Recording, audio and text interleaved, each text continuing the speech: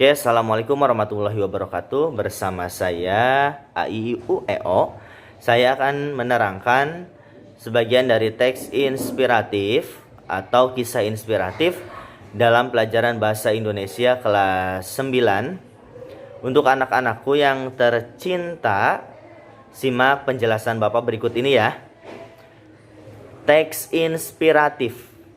Teks inspiratif itu adalah bahan tertulis yang digunakan sebagai media untuk mendapatkan ilham, mendapatkan ide, mendapatkan gagasan, atau mendapatkan suatu pemikiran ya yang dapat dijadikan sebagai penambah semangat kalian untuk mencapai tujuan.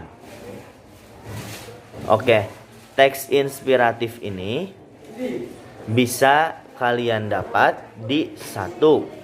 bisa kalian dapat di media cetak, contohnya novel, contohnya buku-buku pelajaran, contohnya buku-buku cerita, contohnya lagi koran dan sebagainya. Di situ banyak sekali cerita-cerita yang banyak sekali kisah-kisah inspiratif untuk kalian jadikan pelajaran agar hidup kalian bisa mencapai tujuan yang kalian inginkan.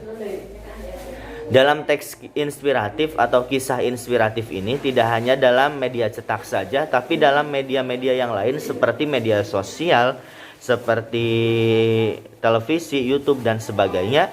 Kalian juga bisa dapatkan teks inspiratif tersebut secara cuma-cuma. Jadi manfaatkanlah media kalian, media sosial kalian untuk kalian baca dan kalian bisa ambil inspirasinya dari orang-orang yang telah bercerita dalam media tersebut. Oke, untuk ciri-cirinya teks inspiratif atau kisah inspiratif itu satu, kisahnya itu nyata.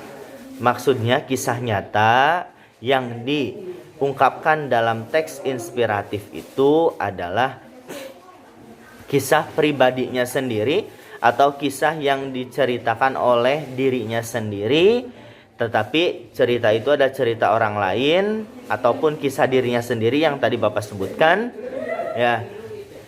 Karena kisah tersebut mengandung semangat, mengandung motivasi untuk kita menjadi lebih baik, maka itu dinamakan kisah inspiratif. Bukan hanya sekedar dongeng belaka, karena di dalamnya terdapat dorongan, terdapat gagasan, terdapat ide, terdapat ilham juga ya.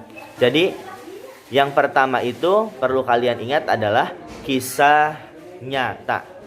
Untuk yang berikutnya, ciri yang kedua adalah tema.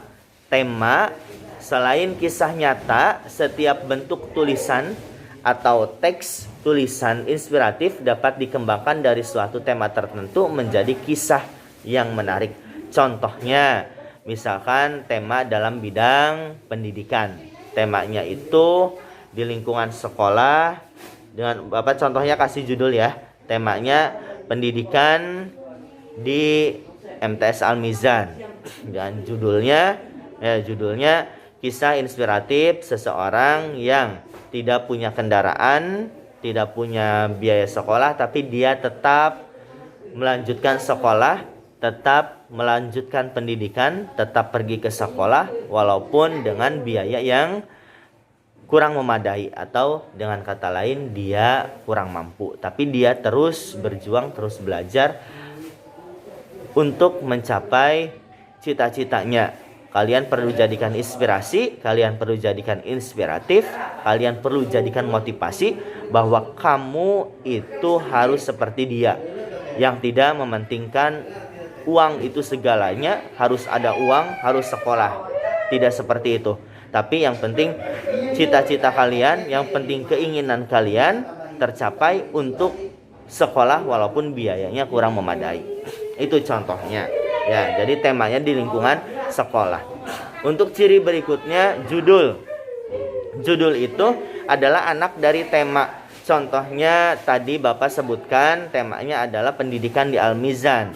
Bisa jadi judulnya adalah kisah inspiratif siswa yang kurang biaya tetapi dia tetap semangat dalam belajar.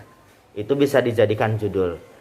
Ada yang lebih simpel lagi judulnya, contohnya kisah pilu seseorang yang sering jalan kaki tetapi dia tetap semangat.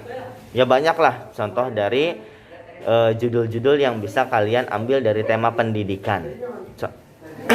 Yang berikutnya adalah alur. Alur itu dalam teks inspiratif ya, untuk memberikan pemahaman awal, pemahaman inti dan akhir cerita atau kisah. Jadi teks inspiratif juga dalam alur ini disebut sebagai teks cerita karena di dalamnya terdapat alur. Ya, secara otomatis kalau kita ingin mendapatkan suatu inspirasi atau motivasi, kita harus membaca cerita orang lain, membaca biografi orang lain, ataupun mendengarkan cerita dari orang lain. Jadi secara otomatis dalam cerita tersebut mengandung alur. Ada alur depan atau disebutnya alur awal atau pemahaman, inti, dan akhir. Terus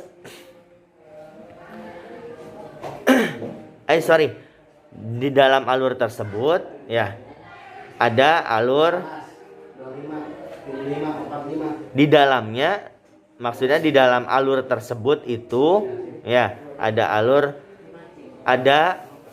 pemahaman, bisa memberikan pemahaman, bisa memberikan suatu gagasan, dan gagasan itu bisa ditemukan di awal cerita, bisa ditemukan di tengah cerita, dan bisa ditemukan di akhir cerita. Begitu maksud Bapak. Terus yang berikutnya adalah bersifat naratif. Di sini naratif sudah Bapak terangkan pada kelas-kelas dulu ya, kelas-kelas 8. Teks inspiratif atau yang berisi naratif, teks inspiratif ya. Di sini tentunya bersifat naratif atau cerita karena seperti yang sudah dijelaskan pada poin sebelumnya ya, yang tadi yang bersifat alur tuh ya, di dalamnya terdapat alur, maka teks inspiratif ini cirinya itu bersifat naratif ya, atau bercerita.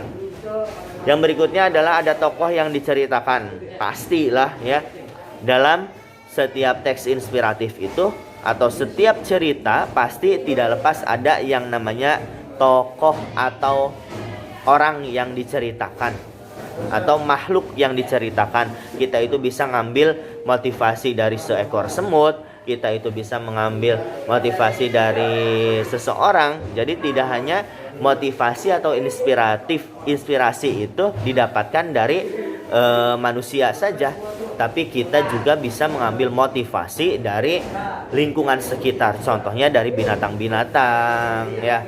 Contohnya seperti apa? Contohnya seekor semut itu bergerombol banyak dalam mengambil makanan. Mereka tidak sendiri-sendiri tapi berkelompok, gotong royong, sehingga bisa menyelesaikan angkutan makanan yang awalnya banyak dipindahkan dengan gotong royong, akhirnya cepat dengan selesai.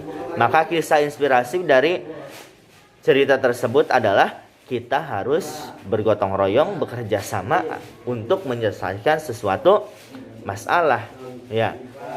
Jadi untuk anak-anakku ya, teks inspiratif ini intinya adalah apa yang kalian baca, apa yang kalian lihat, apa yang kalian pahami, itu adalah sebuah motivasi, sebuah dorongan untuk mencapai suatu tujuan ya. Oke. Untuk pertanyaannya silakan untuk anak-anak MTS Al-Mizan kelas 9. Pertanyaan yang pertama, Bapak akan menyuruh kalian untuk menulis ciri-ciri teks inspiratif yang tadi Bapak sebutkan di dalam buku catatan kalian, lalu kalian fotokan ke Bapak. Oke, jangan lupa like, share and comment ya. Jangan lupa subscribe Facebook Bapak AIUEO. Oke.